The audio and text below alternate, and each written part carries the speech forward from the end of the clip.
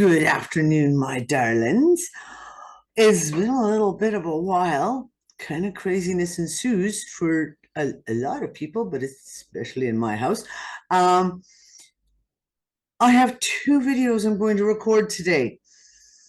The first one is a subject that I don't normally talk about.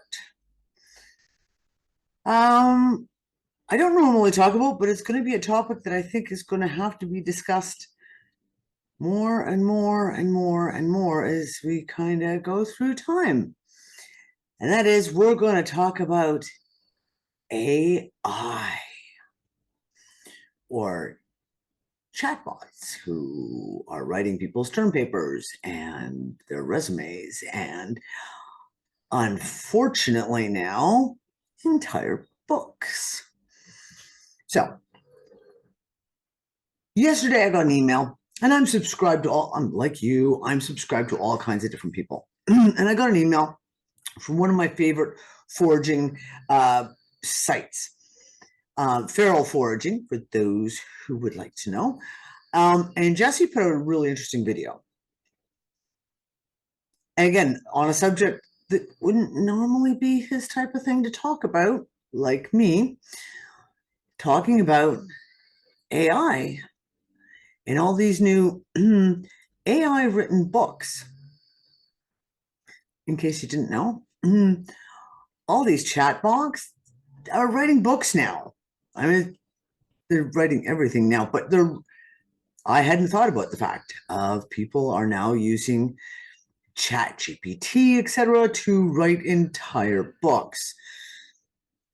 And it's not good. It's very, very, very, very not good. So this video, pardon me, I have the hums. So this video I'm actually going to put out publicly across all platforms because this information is very, very important in my opinion. And it's not something that I see going away. It's something that I think is going to become a bigger and bigger and bigger problem. If you go to the evil Amazon and type in a subject in the book, to looking for books, you're looking for books, you type in some subject matter that you're interested in, and which is what I did. And then go take a look at all the books that are out. Now, luckily, there are a few visual clues when we look at some of these books, which we're going to discuss, that can tell you, hey, maybe this is not a real person who wrote this book. Maybe this is a mass-produced piece of crap that's been written by AI. But I'm going to take you to Amazon because I want to walk you through the ridiculousness that is now currently flooding the book market. So here we are on good old Amazon.co.uk because I'm over here in England. And the most recent search I did on books was Dehydrator Cookbook for Preppers.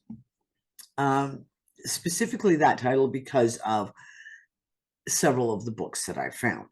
So I typed in Dehydrator Cookbook for Preppers, and funnily enough, you get this hit. And Dehydrator Cookbook for Preppers, Dehydrator Cookbook for Preppers, Dehydrator Cookbook for Preppers, Dehydrator Cookbook for Preppers, the Ultimate Dehydrator Cookbook for Preppers, the Dehydrator Cookbook for Preppers. Like, it goes on, they're all, and if you look at the actual book covers themselves, they're all very similar. They're all very, very similar. But it's very obvious that someone has decided, hey, this is a genre of books that we could pump out a book and make lots of money on. It goes on, like literally this goes on and on and on. Now, I'm going to show you my favorite one though, because it might be a clue that it's written by AI and a human has had nothing to do with this, is when you look at the book and it says, the new Dehydrator Cookbook for Preppers, And it shows a picture on the cover of macaroons, bread, a hamburger, some cheeseburgers, and what I assume maybe are small scones. Yet it's supposed to be a dehydrator cookbook.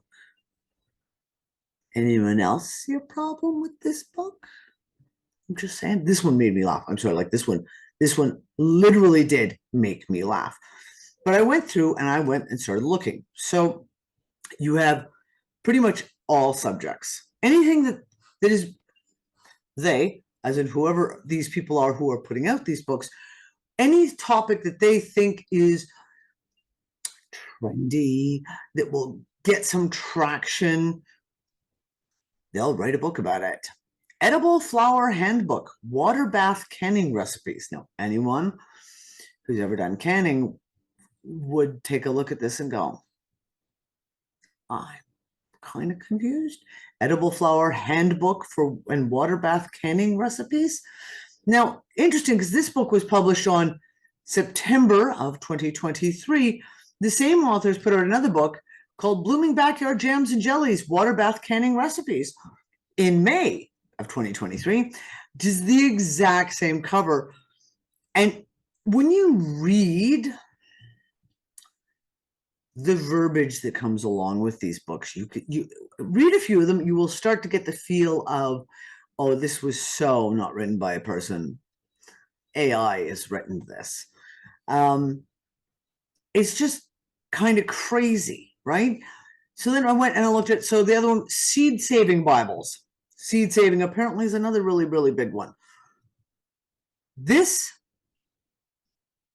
just for, of course, the sadness and the ridiculousness of the topic we're talking about, this made me laugh so hard because it's like Seed Saving Bible, 7 books in one.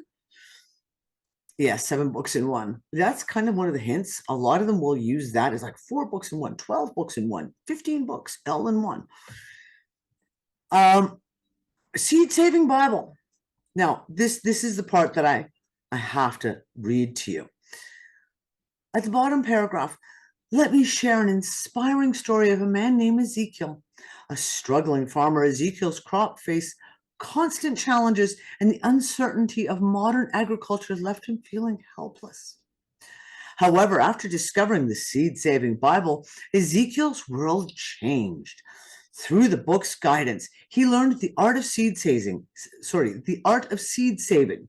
cultivating a resilient garden that provided not only for his family, but also empowered his entire community. Seeds became symbols of hope and unity and abundance. And Ezekiel's once desolate farm blossomed into a flourishing haven of life. You tell me that that was not written by AI.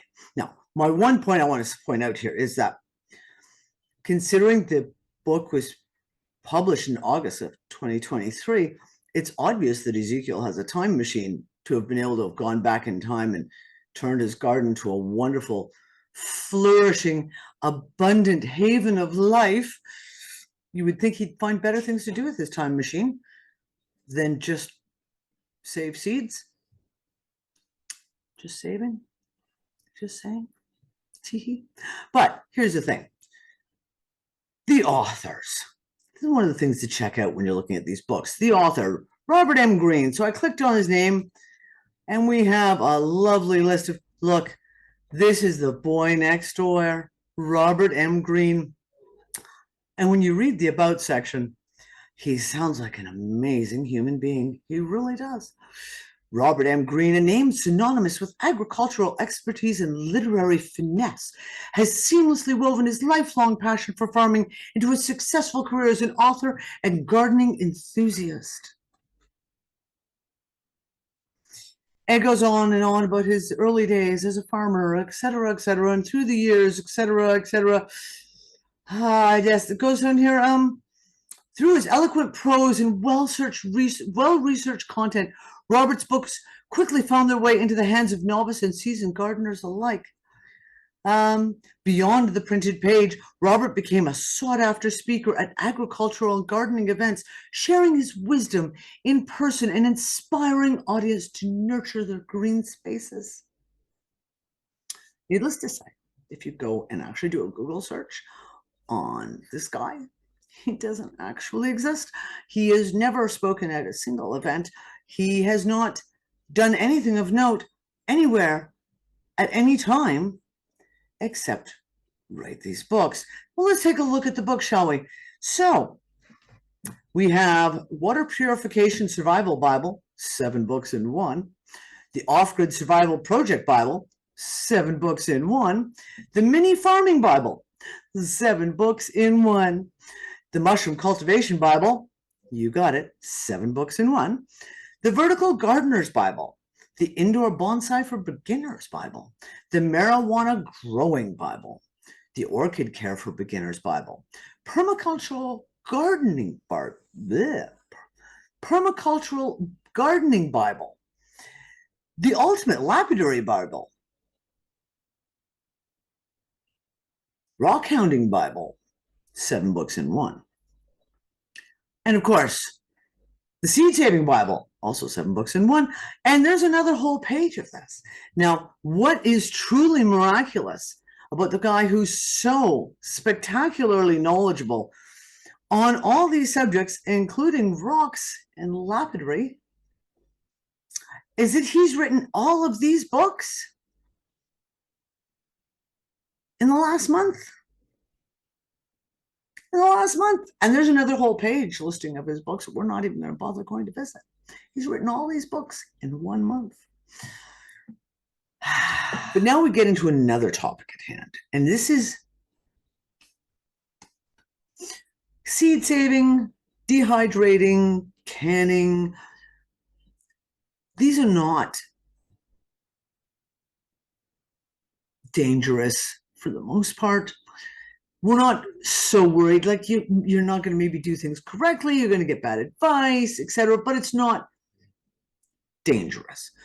But when we start talking about foraging books, when we start talking about herbal medicine books, all of a sudden, we're now getting into a realm of, wow, this could be very, very dangerous.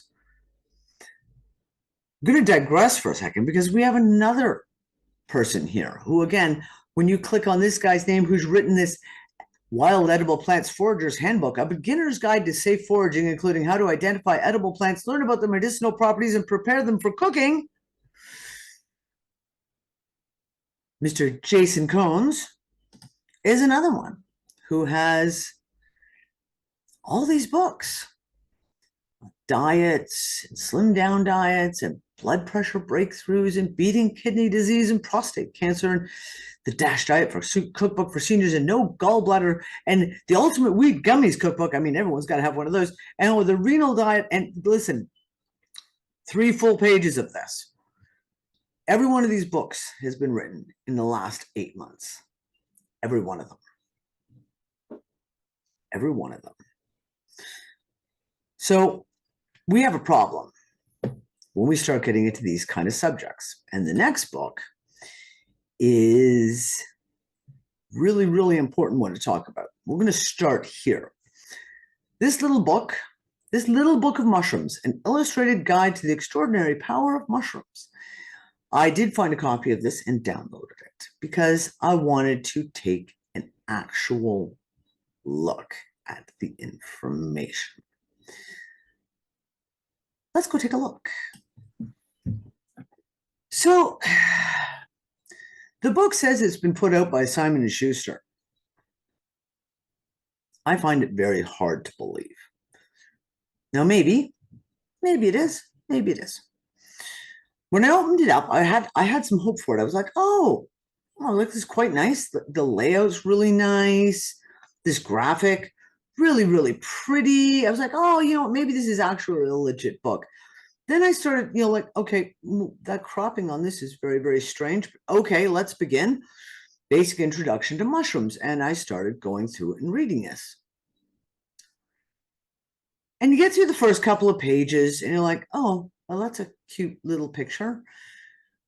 And wait, how come the pages are all, they're all kind of not set properly? You begin to realize that one of the things that happens with a lot of these books is that the page formatting is never quite on par. And this one's better than most. I've got the next one I'm going to show you guys. You'll see it more clearly. As you go through, though, you start seeing that all these pictures they're all AI generated. I have crawled through enough AI artistic sites to know that this is an AI generated images of all these mushrooms.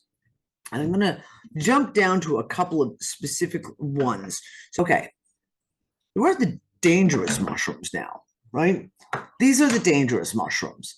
This is, and let's make that a little smaller, a bit easier to see it on the page. The deadly Gallerina mushroom. And of course, the image used for it, while the spooky looking towers in the background are like, woo, does nothing for the mushroom. You have no way of identifying this mushroom. It gives you a sort of geographical location, decaying wood, predominantly conifer. Yeah, okay. Characteristics. This mushroom has a little brown cap with a white stem. Thus, they have just described about 2,000 different mushrooms, little brown cap with a white stem. 2,000 different mushrooms would fall into that category. And they give you information on these things. And again, look at the page setup. Obviously, this was not done by Simon & Schuster, a proper publishing company, because this would not be allowed.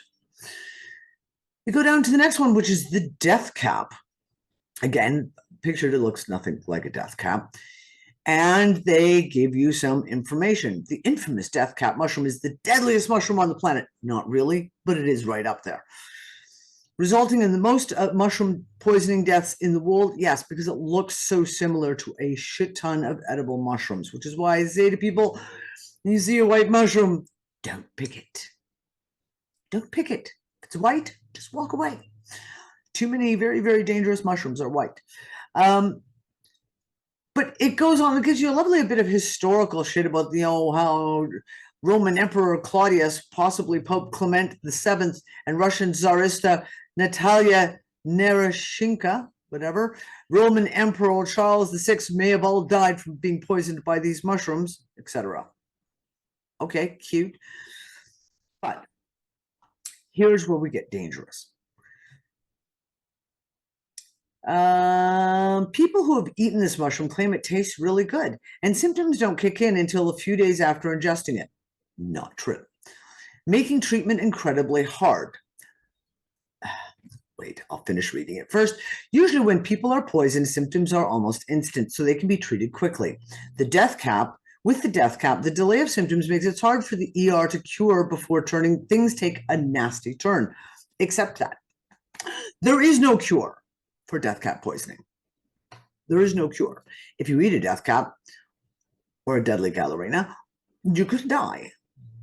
It's going to take you several days to die. It's going to be a really, really horrible, horrible death, but you're going to die. The only way the ER could save you would be to give you a complete liver and kidney transplant before it spreads to the other organs. That's the only way they could save you. If. So this information is very misleading. And by that, it is really, really, really dangerous. Now, when you go through these things, one of the next ones that they have on here is, we skipped a page. Hold on. Go back up here. Some of the information they give is just really poor information. The Agarikon, right? So they've sit here, and again, you have this split in between the page. Obviously, it's not correct. No, hold on, where's the picture of the Agarikon? Supposed. This is what they call a picture of an Agarikon. Well, this is actually what an Agarikon looks like. And this is the wonderful Paul Stamets. If you really want to read a book about mushrooms, read one of Paul Stamets' books. He's the expert, the king of mushrooms. So these images do nothing to help you. And the information is poor and if not dangerous. Going here talking about the agarikon, they start giving a little history. More than 2,000 years ago, the Greek physician Hippocrates referred to agarikon as the cure-all. No, he didn't. It goes on to talk about Pliny's the Elder and about Dioscorides and etc. They talked about a mushroom. They've hypothesized that that mushroom may have been something in the agarikon family, but we have no proof because names of mushrooms have changed since then. And one of the things that he does say is, oh, let me see if I can find it. Oh, back up.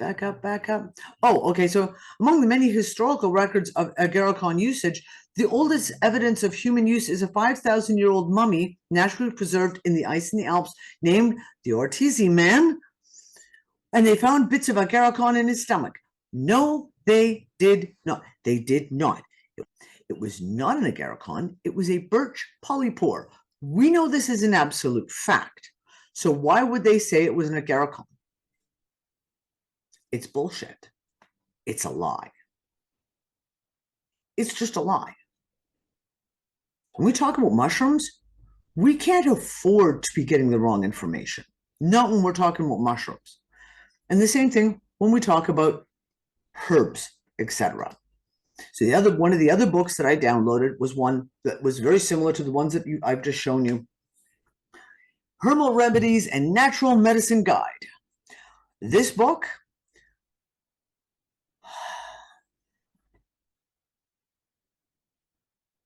it's horrific. It's crap. This was not written by anyone who knows anything about herbs. And some of the recipes, etc., in here are just wow. So I'm going to go through a couple of pages for you just to point this out. First of all, it's a book about plants and herbs. There is not a single picture in the book of a single plant or herb. They're supposed to be teaching you how to identify these things, but there are no images. And the so-called descriptions, well, just give me a second. Let me show you. So first we're going to look at page 46, Arnica.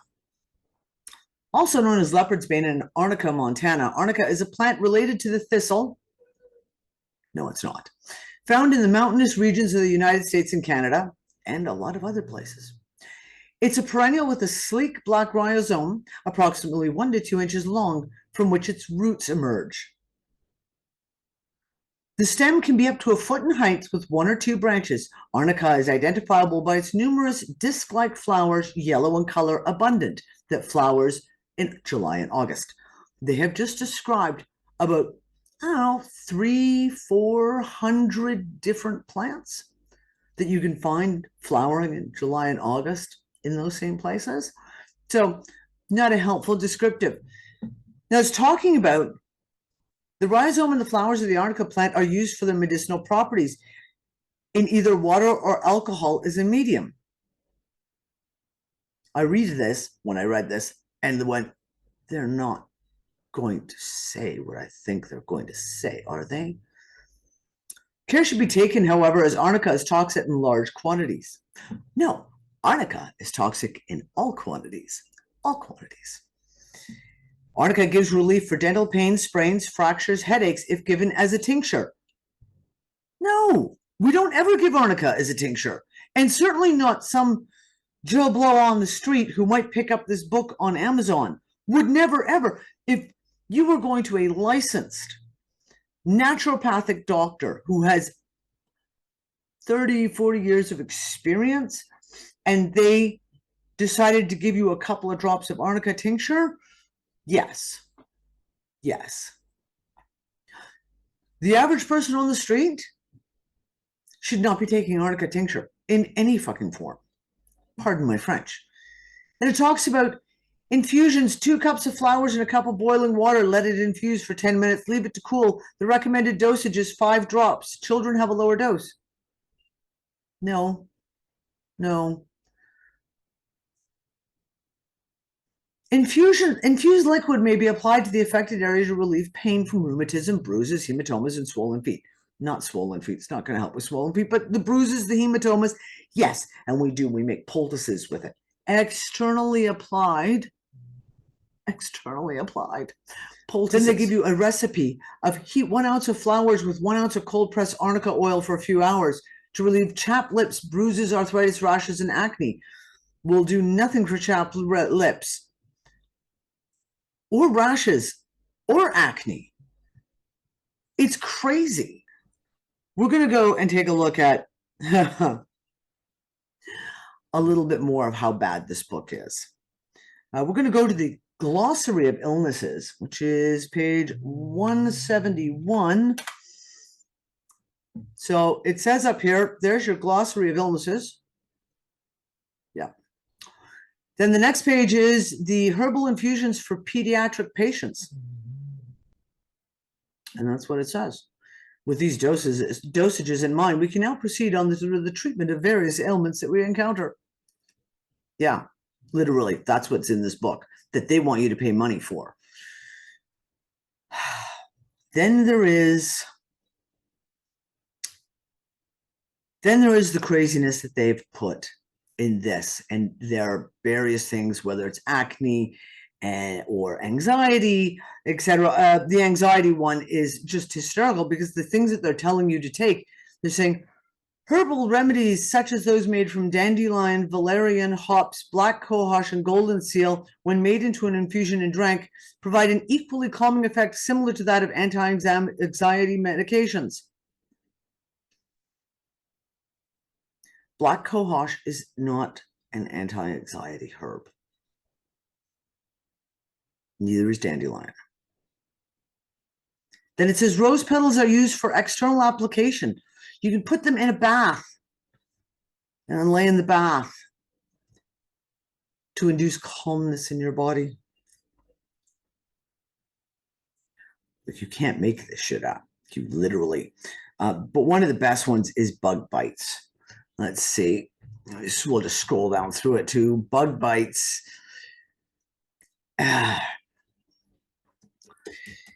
It must be noted that not the physical act of bites or stings that aggrieves, because only an AI would use that word, the body, but rather the substance that the animal exuded along with the sting.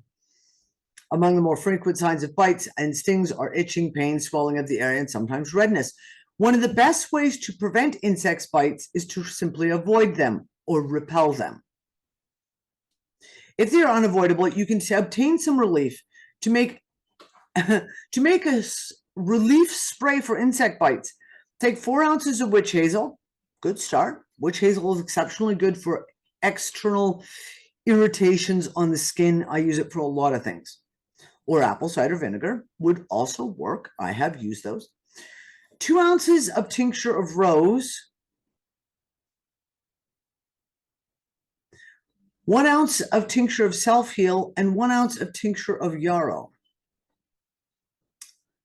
So with 4 ounces of base liquid and another 4 ounces of tincture, not only would this be very expensive to make, that much alcohol, which is what your tincture is, if you have skin that is abraded and itched and covered in mosquito bites, this would hurt like a son of a bitch if you sprayed this on. It wouldn't give you relief. It would hurt. That much alcohol.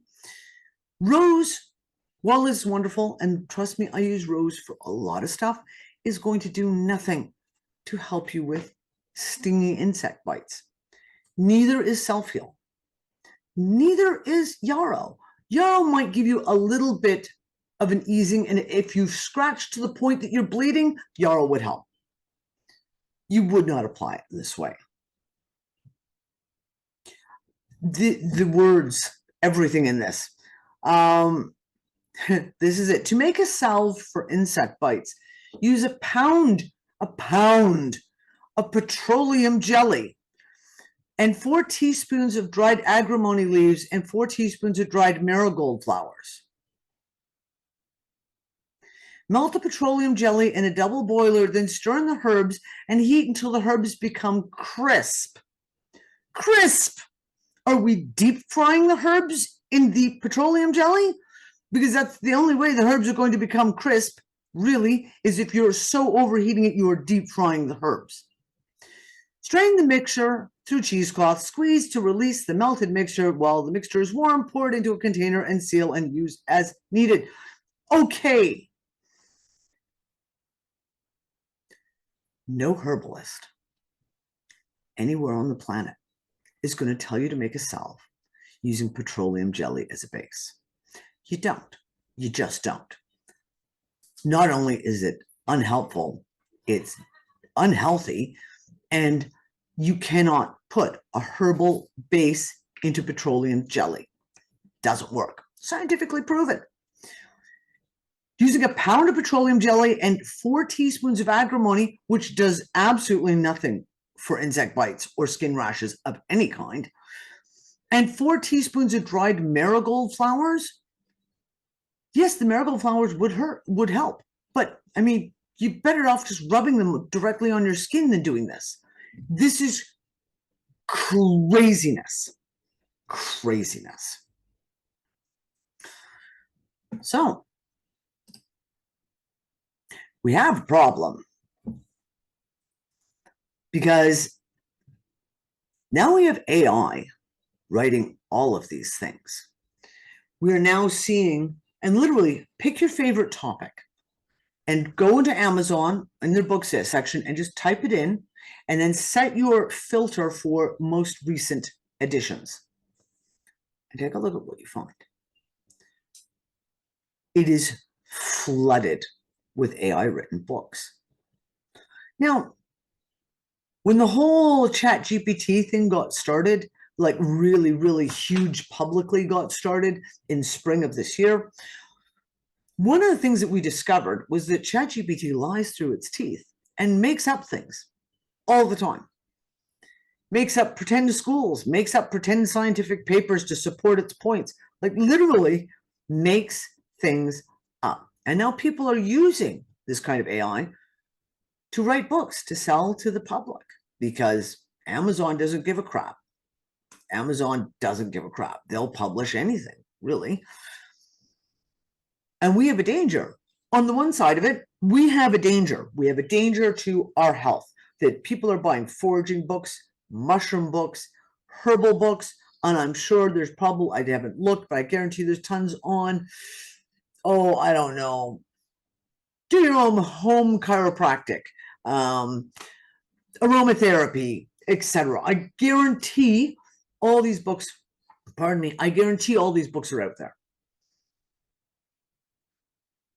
And we're going to have a flood of all this very, very, very bad information being presented to the public as, hey, here's a book, spend your money on this book. These books aren't, it's not like these books we're selling as online e-versions for $1, $2. Some of them were $15 and $20, like crazy amounts of money. Here's the other problem we have.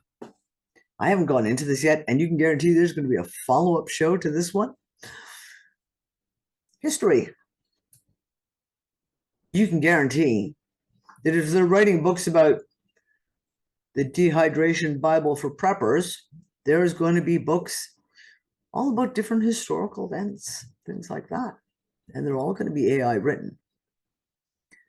And all kind of information is going to be changed. And we know they like to change history as it is, but this is now on a level that is surpasses anything we could have seen even 10 years ago. Because these books are everywhere, which now means these books are becoming that much more important. So if you're out there looking for books, if you're looking for a book on foraging, on canning, on herbal medicine, anything like that, ask out in social media, get recommendations for specific books. Then search the books. If you're on Amazon or you're on any of these websites that do print as you go type printing, search the author's name. Look at when the book was written. Does the author have a list of books? Because, I mean, you could have an author that just put out a book last month, and we don't want to throw the baby out with the bathwater, because, I mean, there was one of them that I went and I looked up, and sure enough, this author has written 10 books in the last 20 years on these subjects. So obviously that book is legit. But if you're coming up and you're finding books that you can find nothing else by the author, or that's been written especially between 2022 and 2023, maybe you don't want to go with that book. So, yeah, be careful. And the problem is this isn't just about books. There's entire websites being built like this now. And a massive, massive amount of content is being put out that is entirely written by AI. So where we used to talk about having to question all the narrative type stuff before, now we have to question everything. Whether it is, oh, hello, kitty cat, are you coming up to see me? Someone's decided to come join the picture, apparently. Whether it is trying to find a recipe to make kombucha or a recipe to make salves for your skin, we now have to question everything, because there's a chance that it could all be written by AI. Fun times, my friends. Fun times. That's the end of this little story. I guarantee I'll be doing several follow-ups on this, because this is not a subject that's just going to go up and disappear on us. Not even a little bit. So I will say goodbye, and I'll be back again momentarily for me with the next video.